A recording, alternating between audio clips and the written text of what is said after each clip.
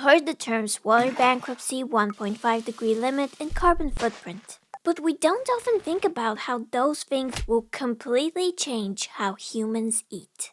Today, by following the routine of an average man from the year 2170, we will discover what is the food of the future. Steve, our man of the future, wakes up inside a Microsoft rest tube that's made out of recycled Shein underwear. And he seems parched. In the past, a single pair of jeans used up around 3,000 liters of water. A pint of beer used up around 75 liters of water. And the Honda Civic used around 150,000 liters of water. But it's 2170 now. Disney owns the rights to all water, and Steve is allowed a total of 25 liters a day with his premium ad-free water subscription. And that's half as little as what his great-uncle's AI girlfriend used up in a day. But it's fine. Now, Steve needs a hearty breakfast to make it through his 12-hour workday. Since machines are doing everything, humans have been assigned to bureaucratic boondoggle dead-end occupations.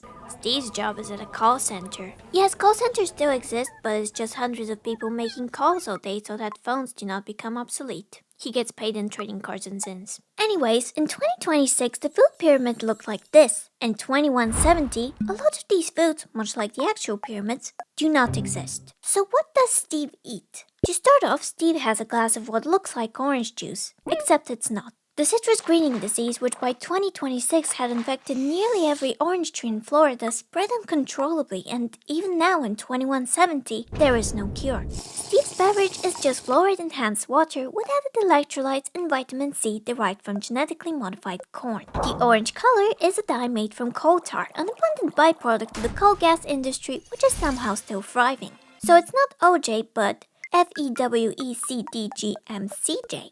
Now for protein, well, bacon is definitely not on Steve's menu because people realize that their food eating so much of their food makes no sense. Global meat consumption doubled in just 50 years between 1960 and 2010 because there was a surplus of grain, not because people actually need that much red meat. Now that grain cultures are failing worldwide, meat is beyond unsustainable. And funnily enough, Beyond Meat is also beyond unsustainable. So where does Steve get his protein from? People of the past predicted that the protein of the future would be insects. But since 2020, terrestrial insect populations appear to be declining in abundance at a rate of about 9% per decade. Climate change and agriculture interfered with many insect species, which were crucial for crop pollination and recycling nutrients. Current farming efforts are concentrating on avoiding a major food chain collapse, not making Snowpiercer delight bars. That time will come too, but now Steve is enjoying a portion of dried jellyfish. Low in fat, high in protein, and rich in antioxidants. As for vegetables, well, nearly all of the world's soil is highly degraded thanks to the overuse of chemical fertilizers. The high temperatures have also made it very hard to grow staples from the past, and hydroponic greens are very expensive because of the mass energy crisis. But who needs veggies when there are like 50 types of edible seaweed across the world? And oh boy, is that a bowl of plain cornflakes since corn is one of the few grains able to withstand extreme weather? But what is Steve going to wet the dries with?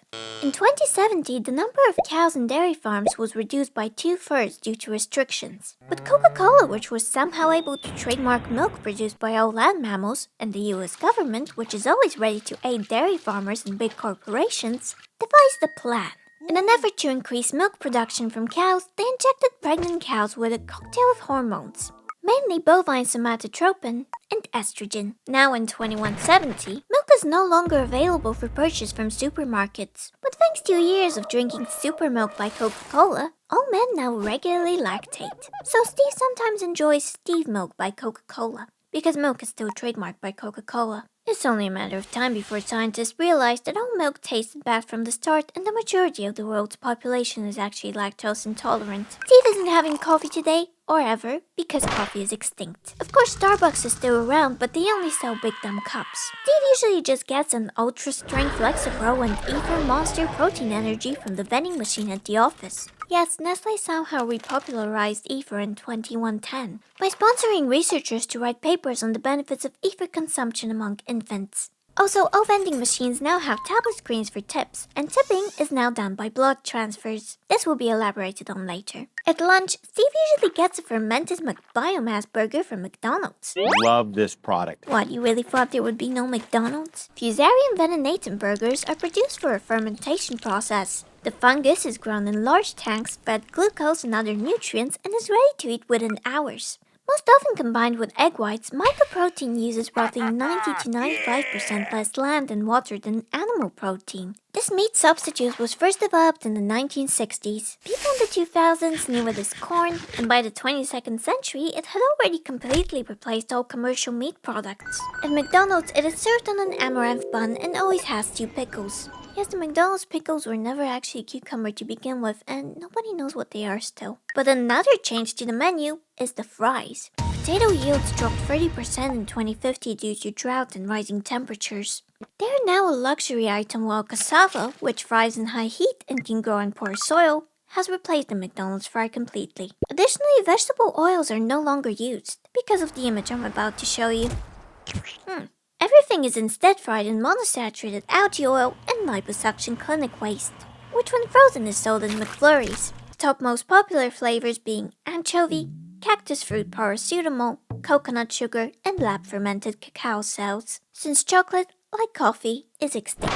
After work, Steve is sometimes too tired to make dinner and just gets a glucose IV drip. He usually prefers to buy the ones that sponsor his favorite Billy creators, but today, he's making militant vitamin pot pie while watching The Simpsons. For dessert, well, a handful of beans and a vaccine would suffice. Steve has never had a banana thanks to fusarium wilt. He's never had rice or broccoli, strawberries, kiwis, melons, or peaches. Steve has the bone density of a 75-year-old. The rich keep taking all of his plasma, and 80% of his salary goes towards feeding himself. Combine that with the government-mandated sports gambling and paying for his blue checkmark on XXX, he will forever be a serf, unable to buy his rest pot or even have a real family. However, Steve is happy because his second tube-grown son is doing amazing at the Answer Center, answering calls all day also so that phones do not become obsolete.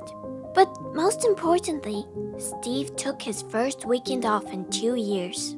And he can't wait because this Sunday, GTA 6 is finally coming out.